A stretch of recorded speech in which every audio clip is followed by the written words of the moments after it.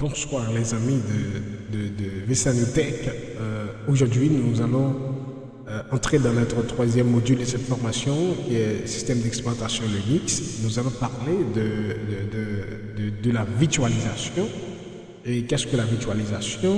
Pourquoi faut-il faire de la virtualisation? Les avantages et les inconvénients de la virtualisation.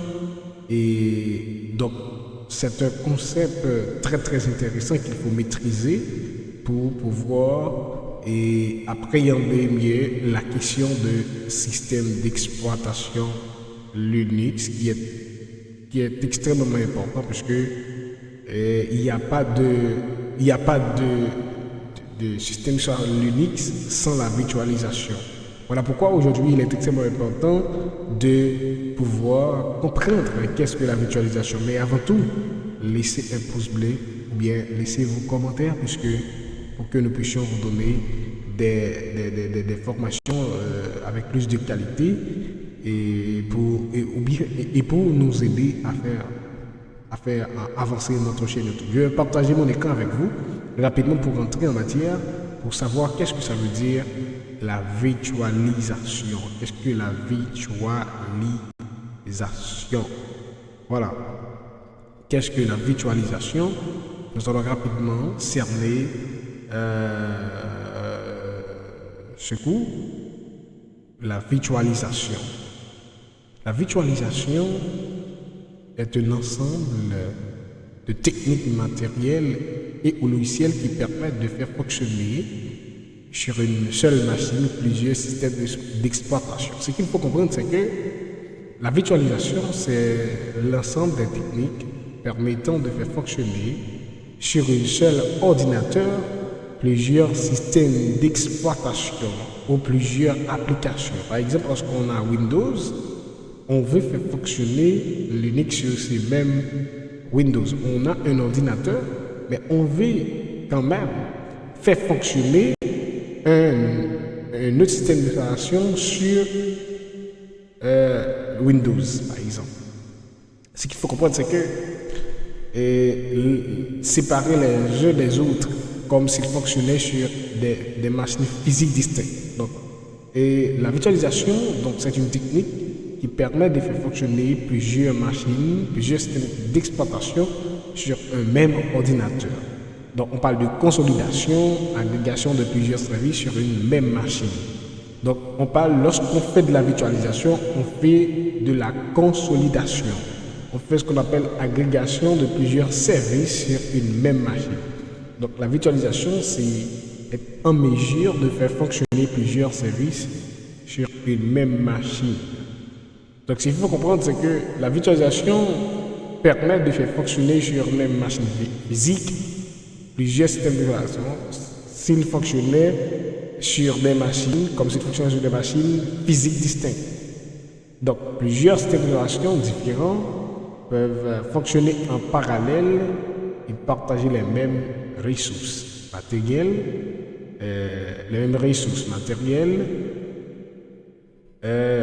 matériel virtualisé, avec un hyperviseur. Et nous allons voir qu'est-ce que ça veut dire un hyperviseur. Qu'est-ce qu'un hyperviseur? Pourquoi faut-il utiliser un hyperviseur dans la virtualisation?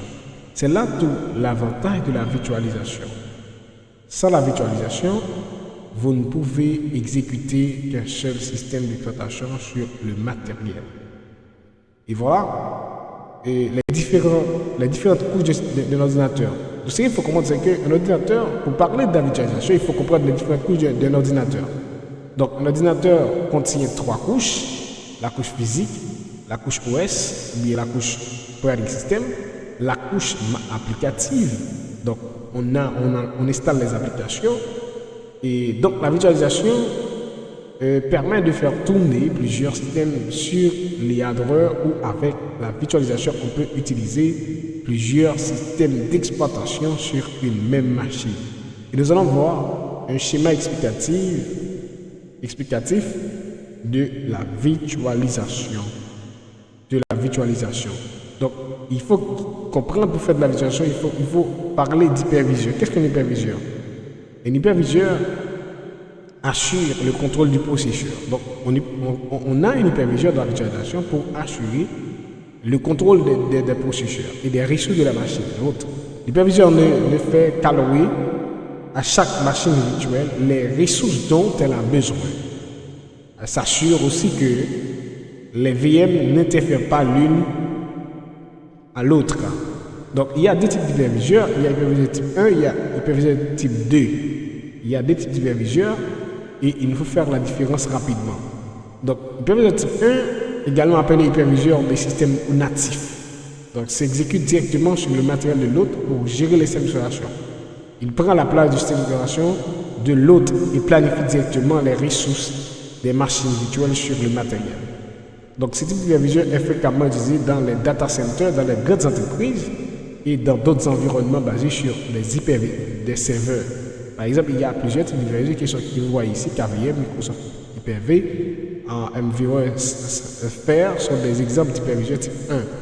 Il y a tant d'autres hyperviseurs que vous voyez ici que vous pouvez comprendre. Il y a hyperviseur type 2, également appelé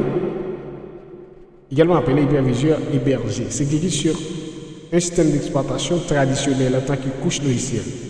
Donc, un système d'exploitation Hyper-V, donc type 2, disons. Donc, c'est un logiciel qui fonctionne à la place de. Donc, cela fonctionne comme une couche logicielle ou application.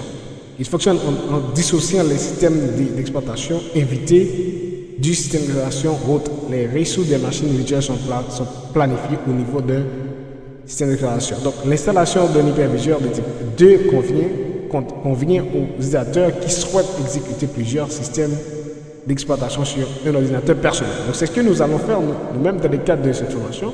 Nous allons utiliser un hyperviseur type 2 pour pouvoir faire fonctionner notre machine sur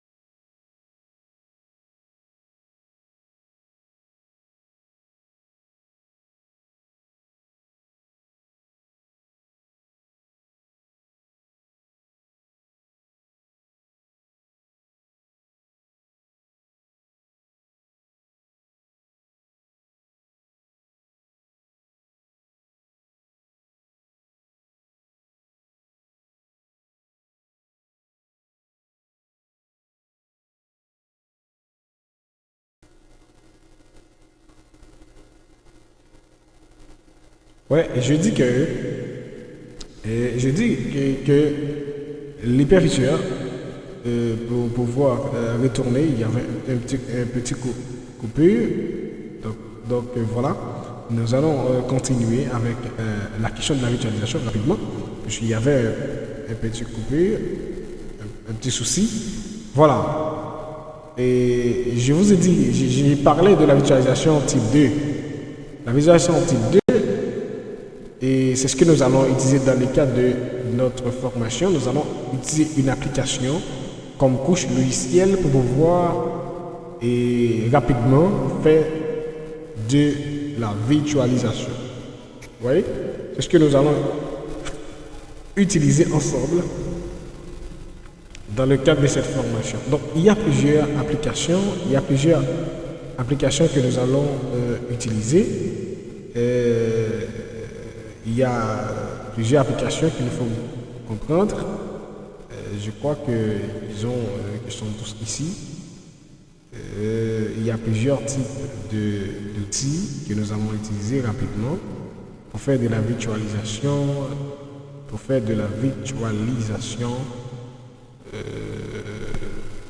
Nous allons utiliser VirtualBox, MViewer etc. Donc, nous allons utiliser plusieurs systèmes d'installation pour faire de la virtualisation. Ouais. Il y a plusieurs logiciels de la virtualisation. Il y a Parallel Desktop pour Mac, pour Mac OS.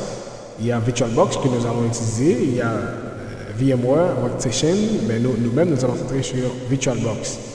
Windows VirtualBox, et puis Neo Sandbox, et puis Hyper-V. Ce sont des outils qu'il faut utiliser pour pouvoir créer ou bien faire de la virtualisation sur votre ordinateur personnel. Nous allons montrer comment créer une machine virtuelle avec VirtualBox et comment installer, comment télécharger, et dans notre 4e sortie de secours. Donc, c'est pourquoi il est important de suivre pas à pas tous les modules, toutes les étapes de secours pour pouvoir devenir un expert en système d'exploitation Linux. Donc, je vous conseille de garder secours, de maîtriser secours et je vais rapidement partager mon écran avec vous pour pouvoir montrer la schématisation de la virtualisation. Je vais faire un schéma pour vous montrer comment structurer, comment la virtualisation, comment on peut structurer la virtualisation. Voilà. Rapidement, je vais partager mon écran, je vais faire un petit schéma pour vous montrer ce que ça veut dire. La virtualisation ici. Donc voilà, je vais prendre quelques éléments pour vous montrer rapidement. Ici, je mets ce schéma. Je parle de la virtualisation. Donc ici, j'écris. Là, nous allons ici, le matériel, on parle le PC. Entre parenthèses, je mets le matériel. Maintenant, je vais rapidement copier. Après le matériel, on a un OS. On a un système d'exploitation. Ça veut dire, je mets par exemple Windows qui est sur mon ordinateur. Jusqu'ici, je vais vous montrer, qui est sur mon ordinateur, Windows. Voilà, Windows. Vous voyez, Windows. Et puis, Windows. Après Windows, nous allons utiliser un hyperviseur. Donc, je dis que c'est une application qui permet de faire de la virtualisation hyperviseur. Il y a un hyperviseur ici. Après un hyperviseur, je vais installer d'autres systèmes d'exploitation. Par exemple, je peux installer Windows. Ouais. Un OS 1. Je vais OS 1. Ouais. Je peux installer plusieurs systèmes. Ouais, je mets ceci, ici. Je vais prendre ceci. Très bien. Maintenant, je mets un OS 1. Ouais. Attends un instant. Je mets un OS 2. Ouais. Peut-être Windows. Je mets un OS 3. Ouais. Un OS 3. Je peux mettre même un OS 4 sur mon PC. Vous voyez, ici, c'est le schéma même de la virtualisation. C'est le schéma même de la virtualisation. Je mets un OS 4. Un OS 4, etc. Qu'est-ce que c'est? Le schéma de la virtualisation. C'est ce qu'on fait pour virtualiser votre machine. Ouais. On parle de schéma de la virtualisation. Ouais. C'est le schéma de la virtualisation. C'est le schéma de la virtualisation. Qu'est-ce que ça veut dire? Que lorsqu'on fait de la virtualisation, on a l'ordinateur en main, mais on a déjà sur la machine Windows, sur l'ordinateur Windows installé. Après avoir installé Windows, on installe par exemple un OS, un hyperviseur. On parle de l'hyperviseur, c'est une application. Donc, à partir de cette application, on va utiliser l'application. À l'intérieur de cette application, on va installer d'autres systèmes d'exploitation. Donc, on va installer d'autres systèmes d'exploitation. Vous voyez? On va installer d'autres systèmes d'exploitation.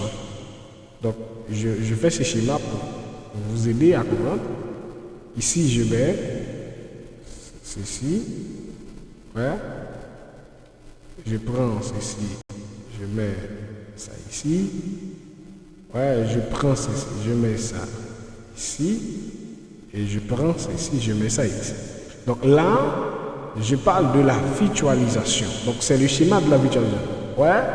Donc, on parle de plusieurs couches. Ouais, la couche matérielle qui est là, la couche ici, la couche virtuelle qui est là, le système d'exploitation. Il y a à l'intérieur de cette couche, j'installe une application qui peut être rapidement, qui peut être VirtualBox. Ouais,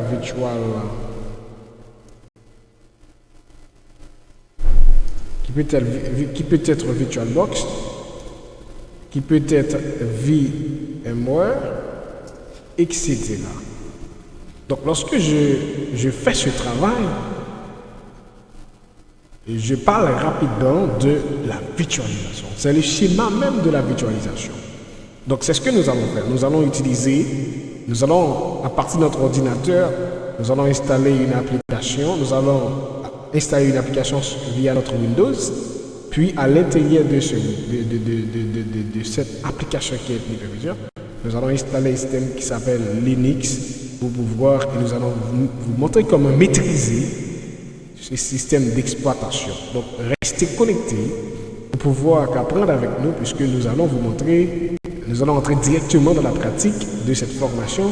Mais pour comprendre la pratique, il faut comprendre d'abord les étapes de la virtualisation, qui est un cours assez intéressant et que beaucoup de personnes devraient maîtriser.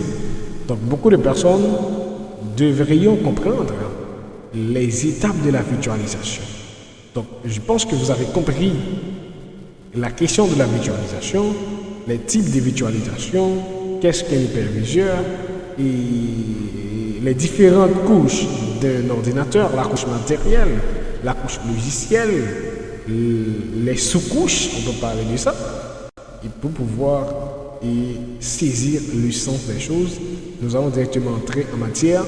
Nous allons montrer comment installer un hyperviseur qui est VirtualBox et comment utiliser l'hyperviseur pour pouvoir apprendre ensemble avec nous dans le cadre de cette formation. Restez branchés pour rester connectés et pour le module suivant, parce qu'il va y avoir un autre module, ou bien après l'autre module pour pouvoir avancer pas à pas dans ce cours et maîtriser complètement le système d'exploitation Linux avec votre cher ami Lobson Vilsena, expert en système d'exploitation Linux. Merci beaucoup. Je vous retrouve pour une autre formation.